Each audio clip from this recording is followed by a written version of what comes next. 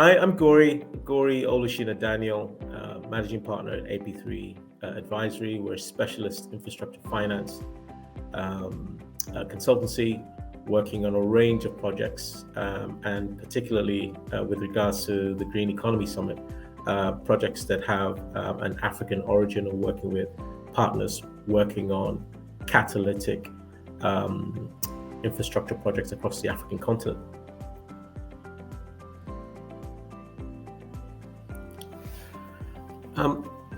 A lot of my background really has been on working on projects that seemed very, very challenging, impossible before they were realized.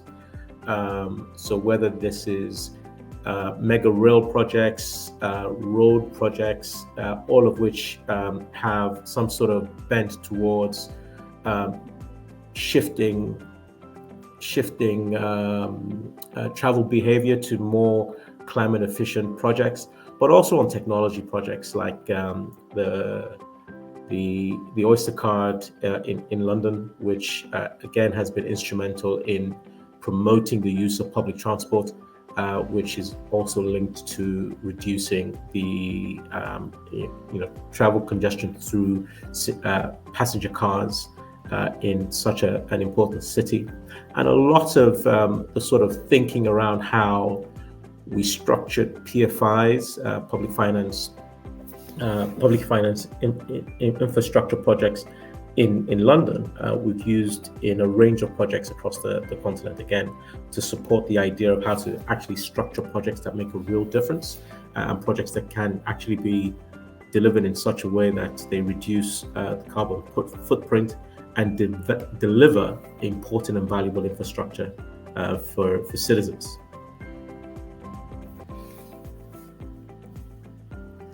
Yeah, COP28. We're just on the heels of that, and there's a lot of that in the news at the moment in terms of some of the key things that came out of COP28. I think first and foremost is this idea of a transition away from fossil fuels. My reflections on this is what this does is really just accurately captures where the industry is now. I think there's a recognition that the science is clear. The idea is to transition to more renewable, lower carbon energy, and this is something that across the African continent, I think there's an alignment as to the need to explore, greener, net zero carbon pathways in terms of delivery. And I think that's a positive. I think another thing for the African continent was the idea of the funding of the Loss and Damage Fund, which was first announced in COP 27. So that's been operationalized. About $85 billion worth of commitments, and a significant part of that for adaptation projects is also one of the key things that came out of COP28. So a lot of really positive things that came out of it. But as always, the devil is in the detail, and the key thing now is for governments, private sector investors, development finance partners to actually start doing the hard work of ensuring that these commitments come to life, and low and middle income countries are able to access this funding for critical investments in infrastructure.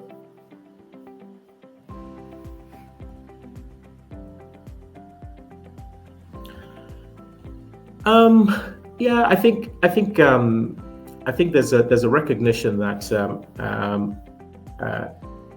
climate change is a reality across the African continent, and that no one can be more committed to addressing the impacts of climate change than governments across the region, and there's a need that the global commitments for capital flows of $100 million a year, that there's a commitment that needs to be actualized, and a real sense that perhaps projects across the continent need to be supported to be positioned for for finance, because the finance is available or it's committed. The question is building the capacity of the project sponsors to be able to access that, ensuring that the pipeline of projects that exist across the region are developed and structured in such a way that they're able to access the finance that's available.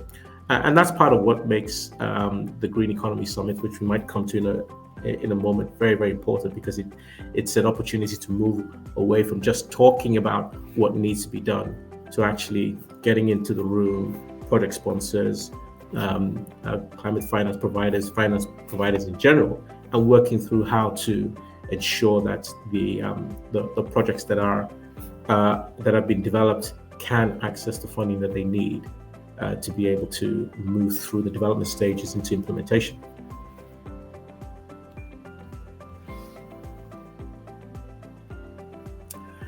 It was a controversial statement, but I think that, you know, there are a couple of things to consider to put this in context. I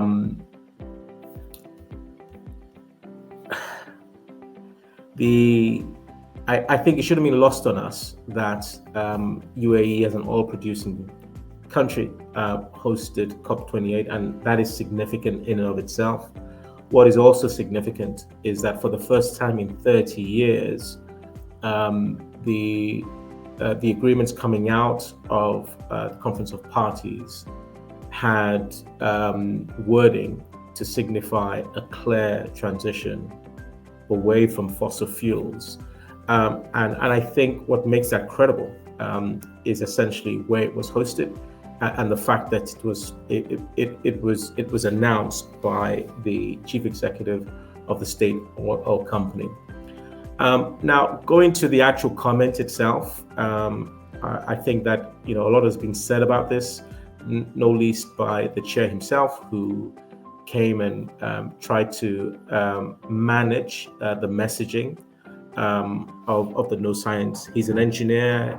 He's someone that I think he recognizes that you know, climate change is a reality, but he also needs to balance that, I believe, with the needs of his country, you know, other oil-producing states who are clamoring for what they consider to be a just and equitable transition. So I think in balancing it, I think it's also not lost on me that he was invited to talk about, you know, the you know, broader development factors, you know, rather than, you know, confront what seemed to be an attack on whether or not, you know, being an oil-producing country, the UAE was well positioned to host this sort of event.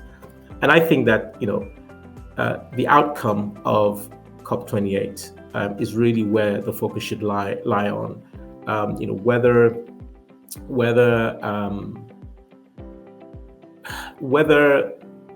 things were said or how they were said may well be an indication of the fact that there's a journey that everybody's having to go through to come to the reality that irrespective of personal, private positions, interests, you know, what is right for our shared prosperity as you know, one humanity, is for this transitioning away from fossil fuels in a way that you know, that is aligned with the available technologies that allow the transition to be just and equitable, and this also has to do with, you know, the cost and the access to these technologies that countries, low and middle income countries, need to be able to ensure that their industrialization, their development is not compromised as a result of this very, very important transition that, you know, the world seems to have started on with no return. I think for me, the key thing is the bigger picture of the fact that we're on a path of no return. There is a transition away from fossil fuels, and it has been achieved under the presidency of the UAE. But, you know, whether big global businesses are thinking about the same thing, I think it's not a unique position. I think everyone is on a journey, some faster than others. But I think the key important thing here is, we are on a path of no return, and that's a positive thing, and I think that's worth celebrating.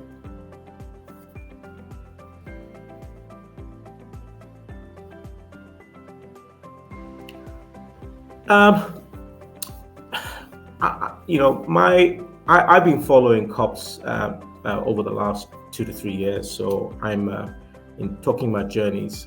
This is something that I've paid increasing attention to over the last 3 years. And what I always look out for is a sense of what the direction of travel is. And with regards to the projects that we're supporting, whether or not commitments have been made, at COP that help the projects that we are working on raising finance for or supporting. And that's what COP28 did. It did in terms of the funding of the Loss and Damage Fund. It did with regards to over 85 billion being committed in climate finance. And now, I think everyone's efforts really should be about translating those commitments into finance for projects that need to be developed to support the growth and sustainable development agenda of countries across the region.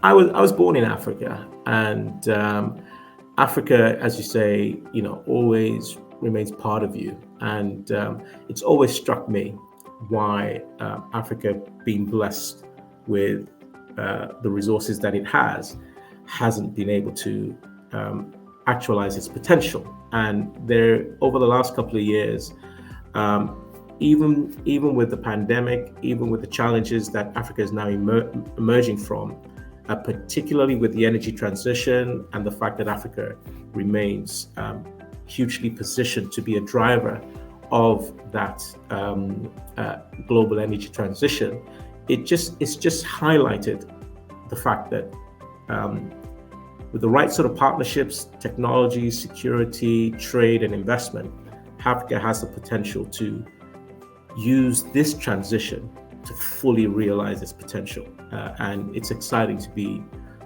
working with partners across the investment spectrum to help realize that. That's a really exciting place to be at this point in time. I think the main obstacles are the ones that we talk about in the Green Economy Summit. It's really matching finance with projects, and there's quite a lot that is between that.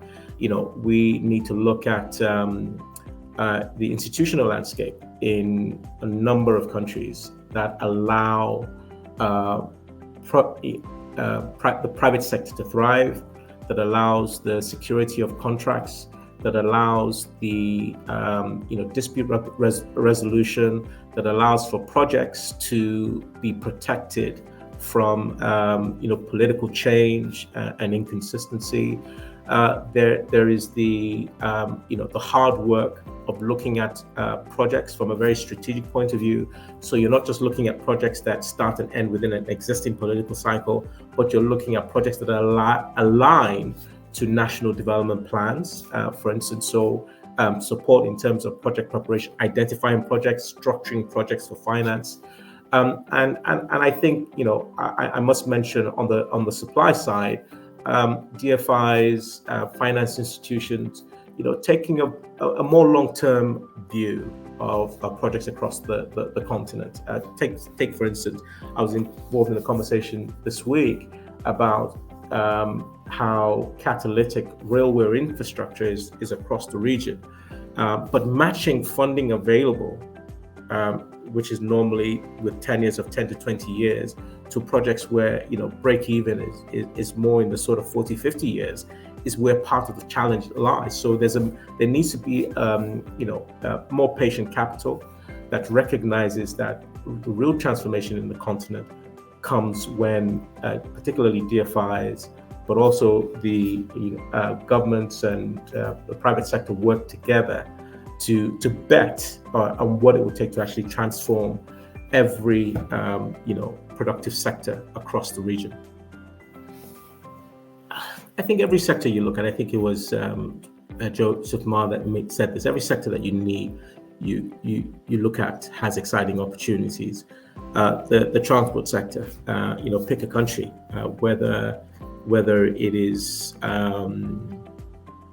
road, rail, air, whether it is end of mile transportation that's required, whether it is new and renewable technologies in the energy space that allows for a leapfrogging of existing high carbon intensive alternatives, whether it is manufacturing and ensuring that the power generated to power industry is also available in rural communities. Everywhere you go, there are investment opportunities that are worth looking at. And that brings me to one of the key things that I'm always looking for in projects. You've got to look at projects within the system in which it operates, and the benefits accruing beyond the actual project, to seeing how lives and livelihoods of the communities which those projects serve can be impacted. And this also has a way of leading to refinements in the business models that are implemented to support these projects, but also in the development impact that it has in terms of opportunities that it creates, so jobs and training of people within the community, particularly women and children.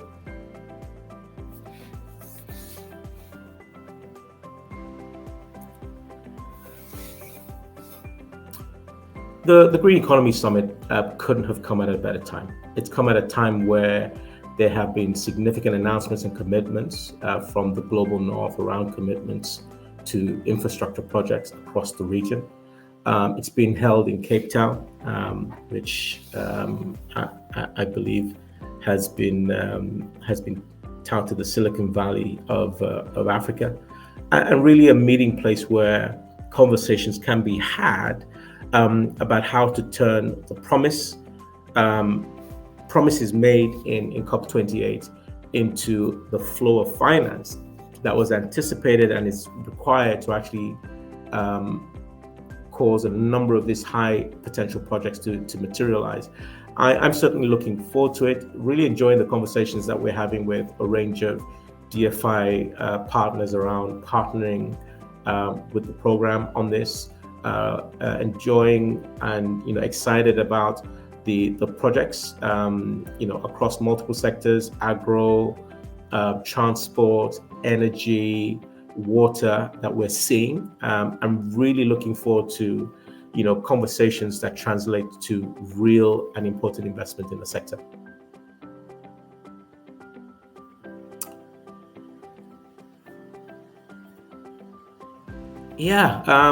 In terms of perhaps my last words on this, the Green Economy Summit happening in February, from the 21st to the 23rd of February 2024, I think will be a real test of the commitments of COP28. It's an opportunity that project sponsors are really looking for, and the DFIs that we're talking to are. And I certainly am looking forward to being there and being part of that exercise that takes this from a conversation held far away in the Middle East to one that is held on African soil, striking deals that make a difference to African lives.